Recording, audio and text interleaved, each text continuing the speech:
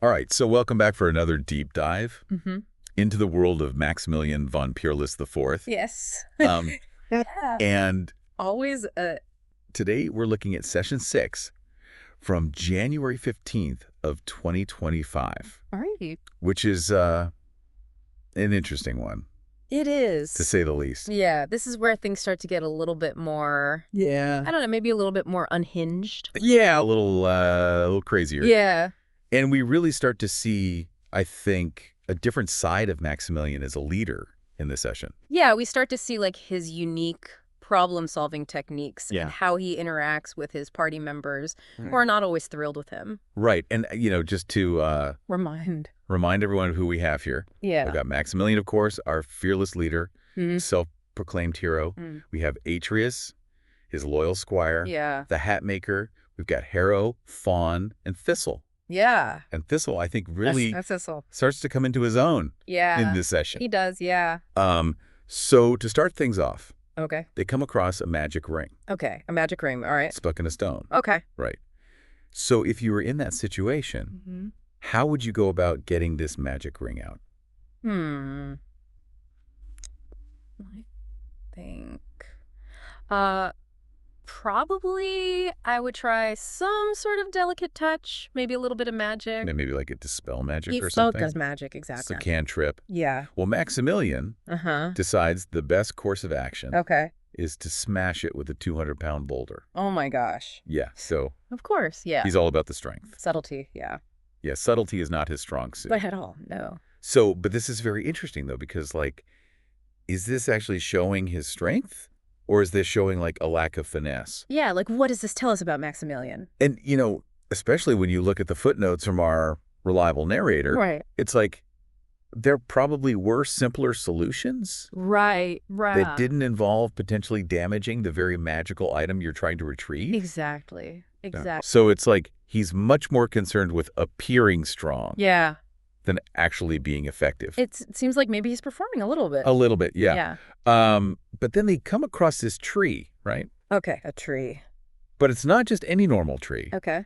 This one has like this freezing aura. Ooh, that sounds dangerous. But it's only dangerous if you're in the shadows. Oh, interesting. If the sunlight touches you, you're fine. Okay. So, of course, What does Maximilian do? Maximilian, being Maximilian, charges ahead, Uh-huh. doesn't pay attention to what's going on, Right. and immediately gets hit by this freezing aura.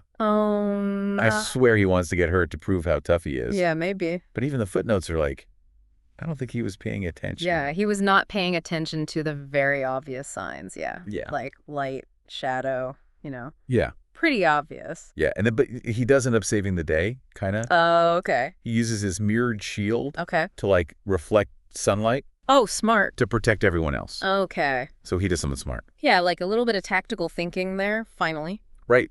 It only took him almost dying. Yeah. But then they find, so they're moving on, they find this glowing nest high up in a tree. Okay.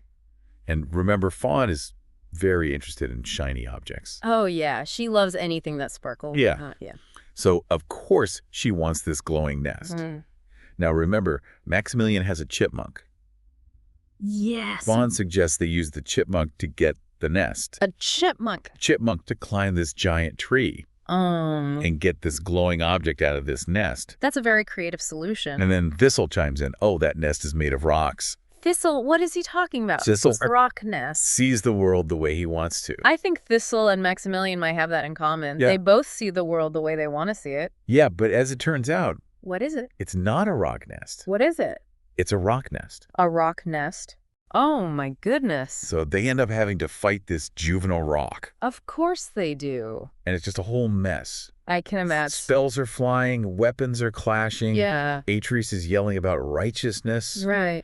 And in the middle of all this, Uh-huh. Thistle tries to lie about the loot. Oh, Thistle. So it really does kind of make you wonder, is Thistle just opportunistic? Yeah. Or is there something else going on? Right. Is he a little more cunning than he lets on? Yeah, and I think that's a question we'll have to keep in mind Yeah. as we go through the rest of these sessions. Definitely. But before we move on to the next part, Yes. I want to hear from you. Yeah. What stood out to you in this first part? Well, I mean, what really gets me is how they go from something like ridiculous, the chipmunk, to something that's like, oh, there's something deeper here, right?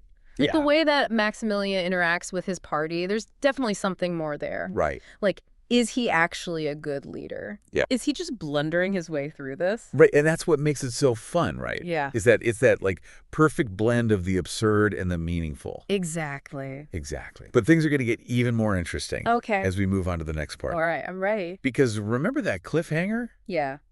Right after the rock, Yeah. they come across a white stag Okay. that's trapped by a shambling mound. Oh my. So we'll talk about that when we come I'm back. looking forward to it. Oh, white stag. Yeah. No, that's interesting. So what do you think? What's the white stag represent in this context? Well, white stags usually represent like purity, innocence, Right. maybe even a connection to nature. Yeah. So to see it trapped by this like monstrous shambling mound, it's Mhm. kind of like a juxtaposition there. Yeah, and you would think that, this majestic creature Right. would evoke some kind of compassion. Yeah. But we are talking about Maximilian here. Oh, right. You know what his initial reaction is? What's he want to He do? wants to kill it What? out of mercy. Oh, Maximilian. That's a very, Pragmatic yeah. approach, I guess. Yeah, maybe a little callous, don't you think? Yeah, I mean, To just decide that for the stag? right. Like, he knows what's best for it Yeah. without even considering other options. It's like he doesn't really see the nuance in Yeah. this situation. He just sees, like, black and white. Yeah. Yeah, and this is really interesting because Thistle and the Hatmaker Okay. want to save the stag. Even Thistle. Even Thistle. Wow. So it makes you wonder, is Thistle actually, Does he have, like, a good side? is he more complex than we give Yeah. him credit for? Maybe there's some hope for Thistle yet. Right. Yeah. And then, of course, Maximilian decides to join in on this whole saving the stag thing. Oh, of course he does. Now, is it because he actually is moved by this?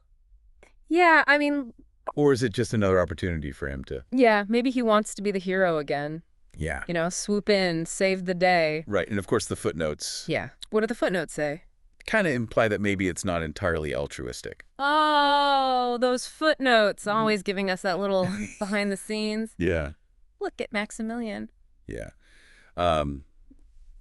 So the battle with the shambling mound How does that go? it's a whole thing. Like, Okay. Atreus is going full paladin. Mhm. The Hatmaker's using all sorts of crazy powers. Yeah, Harrow's just throwing spells everywhere. that sounds like a mess. Oh, it's just utter No. chaos. So in the middle of all this, Yeah. what's Maximilian up to? So Maximilian gets knocked unconscious. Oh, And while he's unconscious, he has this vision of his own death. whoa. Yeah.